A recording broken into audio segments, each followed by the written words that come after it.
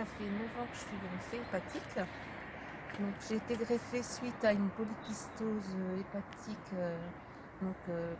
J'étais enceinte de mon deuxième fils et on m'a découvert une maladie et en fait c'était une polykystose. Donc c'est des kystes qui se situent au foie, qui se développent et malheureusement qui au bout d'un moment enlèvent le travail que doit faire le foie. Donc en fait il fallait qu'on me greffe un foie pour que je puisse continuer à vivre. Donc ça a été découvert pendant ma deuxième grossesse. Ok. Donc quelques années se sont écoulées, j'ai pas été greffée tout de suite. Donc j'ai attendu quelques années, la maladie s'étant développée, là il fallait absolument agir en urgence. Donc j'ai été inscrite sur la liste d'attente à la biomédecine. Donc j'ai attendu un an, j'ai été appelée le 10 septembre 2010. C'était le moment de partir pour rejoindre le CHU de Rennes où j'ai été greffée. Êtes-vous resté longtemps en attente d'une greffe? Ah bon, j'ai attendu un an, à peine un an. Comment avez-vous vécu cette attente? Au départ c'était assez difficile parce que j'avais toujours l'impression d'entendre mon téléphone sonner. J'étais toujours un petit peu dans l'attente, mais en même temps un petit peu dans le stress aussi parce que c'est vrai que c'est compliqué. On sait très bien que malheureusement quelqu'un va disparaître, sachant que cette personne malheureusement ne peut plus rien faire. Quand avez-vous été greffée? Alors j'ai été greffée le 14 septembre 2010. C'est une renaissance pour moi et c'est ma deuxième date d'anniversaire. Parce que cette personne-là, elle est anonyme et je ne peux pas l'oublier, elle fait partie de moi maintenant et je dis toujours qu'on est deux comme beaucoup de gens greffés. Là, moi j'ai su que c'était une personne, c'était un foie complet. J'en parle assez naturellement, mais j'ai reçu un foie complet d'une personne. Est-ce que l'opération a été dure autant physiquement que psychologiquement? Moi, ça a été très dur physiquement, ça a été difficile. Donc, j'ai été 21 jours hospitalisée. Donc, 21 jours, c'est bien parce que, en général, quand ça se passe bien, c'est 15 jours à 21 jours d'hospitalisation.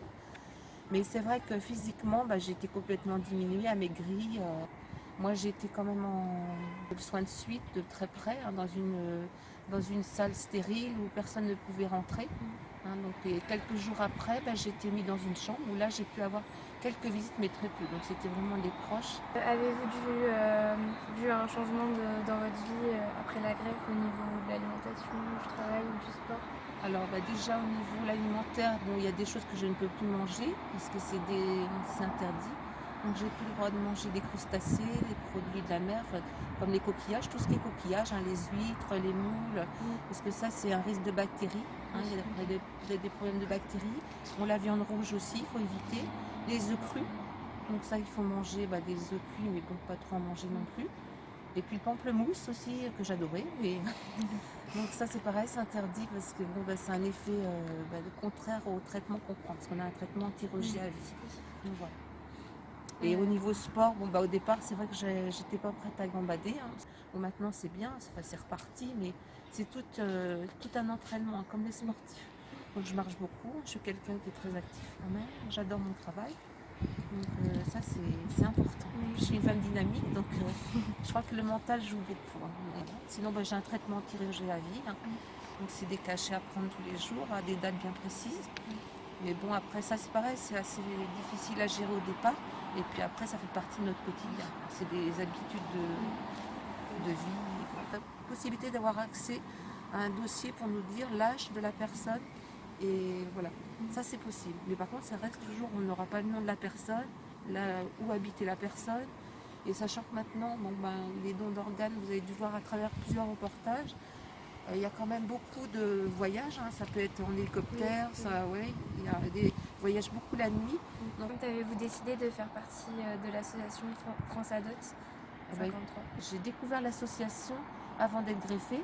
Donc je travaillais comme responsable de magasin sur Mayenne et il y avait une intervention de l'association France Adot. Donc j'étais à cette réunion le soir après mon travail et puis j'ai découvert des gens en attente de greffe.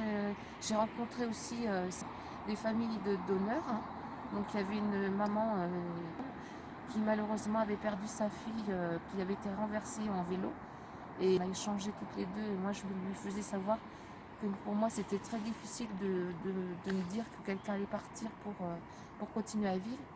Et indirectement c'est compris quoi. Ça a été un petit peu bizarre. Et je me dis, il y a quand même des liens qui se créent entre familles de donneurs et donneurs. Donc ça m'a permis de répondre à beaucoup des questions que je me posais aussi à l'époque, et puis de me sentir aussi polie à ce niveau-là. Et puis l'association, c'est vrai que c'est une deuxième famille aussi, ça permet de témoigner et puis de rencontrer des gens vraiment touchés aussi par ce problème aussi. Quel est votre rôle dans l'association? Moi je témoigne. Je témoigne dans les écoles, j'ai témoigné dans une école d'infirmières aussi. Donc le premier témoignage, moi ça a été pour une assurance. Un message, c'est remercier toutes les familles qui sont dans le deuil, qui malheureusement perdent un être cher.